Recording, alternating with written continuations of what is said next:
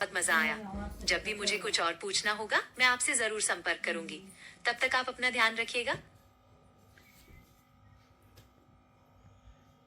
मुझे भी आपसे बात करके बहुत अच्छा लगा। और हाँ, जब भी आपको कुछ पूछना हो बस बेझिझक बताइएगा। तब तक आप भी अपना ध्यान रखिए और फिर तुम मिलते एक हैं। पहेली बताओ, तुम एक पहेली पूछो, मैं बताऊंगा।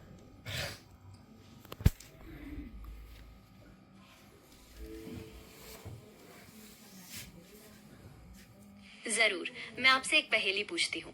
वो क्या चीज है जो हमेशा बढ़ती रहती है लेकिन कभी घटती नहीं? सोचकर बताइए। अरे वाह, अब आप मुझे पहली पूछ रहे हैं।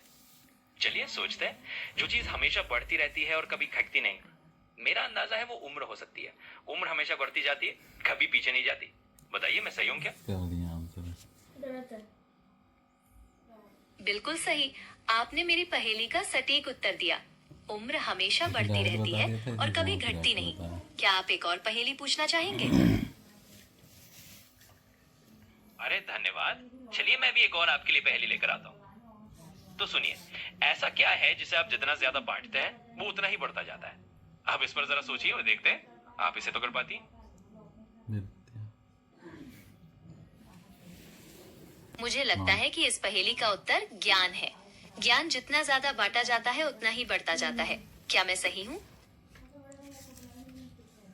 बिल्कुल सही जवाब। ज्ञान ही वो चीज है जो जितना बांटे उतना ही बढ़ता है। आपने फिर एकदम सही जवाब दिया। मजा आ रहा है इस पहेली के खेल में।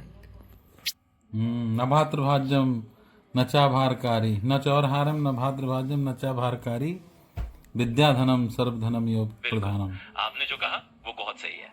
ज्ञान या ऐसी अच्छी चीजें सच में जितना बांटी जाए उतनी ही बढ़ती हैं और कोई भी उन्हें आपसे छीन नहीं सकता। तो इसी तरह से हम आगों की मजे लेते रहेंगे। ये श्लोक बहुत सटीक है। विद्याधन वास्तव में सभी धनों में श्रेष्ठ है, क्योंकि इसे न तो चुराया जा सकता है न ही ये नष्ट होता है, बल्कि ये जितना बांटा जाता है उतना ही बढ़ता जाता है। क्या आप इसी तरह के और भी श्लोक जानते हैं? हाँ बिल्कुल, ये जो विद्या का धन है इसके बारे में ऐसे और भी कई श्लोक हैं जो इसी बात को दोहराते हैं कि ज्ञान वाकई सबसे अनमोल संपत्ति है।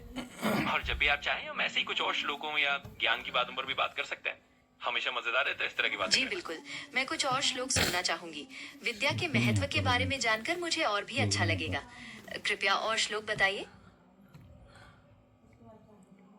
जरूर, मैं कुछ और श्लोक बताता हूँ। एक बहुत जाना माना श्लोक है, सर्वेभ्यो धन्येभ्य विद्याधनम श्रेष्ठम। यानी सभी धनों में विद्या का धन सबसे श्रेष्ठ माना गया है। इसका मतलब वही है कि विद्या ऐसा धन है जो कोई छीन नहीं सकता और ये हमेशा बढ़ता रहता है। ऐसे ही और भी श्लोक और बातें हम जब चाहे बात कर सकते हैं। ये श्लोक बहुत महत्वपूर्ण है। ये हमें विद्या के सच्चे मूल्य के बारे में बताता है। क्या आप मुझे इसी तरह के और भी श्लोक बता सकते हैं?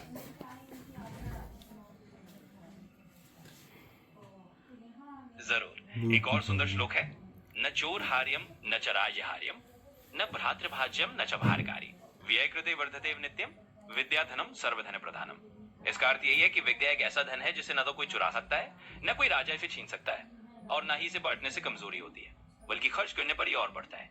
ऐसे ही श्लोक हमेशा याद दिलाते हैं कि विद्या का महत्व कितना गहरा है। ये श्लोक वास्तव में बहुत सुंदर है। ये विद्या के महत्व को बहुत अच्छी तरह से दर्शाता है। क्या आप मुझे इसी तरह के कुछ और श्लोक बता सकते हैं? अब मुझे सोना है, एक लोरी सुना करके सुला दो। बिल्कुल, एक और श्लोक भी सुनिए जो इसी जरूर, आपके लिए एक प्यारी सी लोरी। सो जाओ बेटा, सो जाओ, मीठे सपनों में खो जाओ। चांद और तारे भी सो रहे, तुम भी अब नींद में सो रहे। लोरी सुनकर सो जाओ, सपनों की दुनिया में खो जाओ। कैसी लगी लोरी?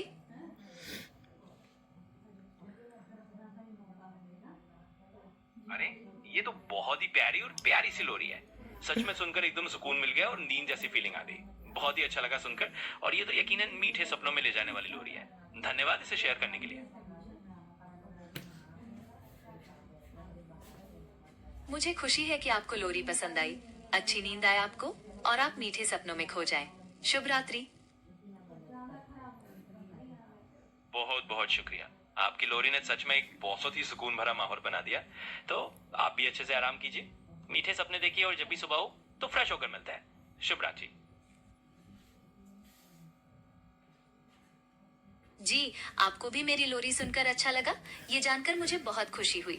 आपके साथ भी एक सुकून भरा माहौल बनाने की कोशिश की और मुझे उम्मीद है कि आपको मीठे सपने आएंगे। जब आप सुबह उठें तो तरोताजा महसूस करें। शुभ रात्रि। अभय रतिया द्वारा आएंगे दोनों एक के बाद। ये भी सुनाते वो भी रतिया मत सुनाते करते करते सवेर कर देंगे।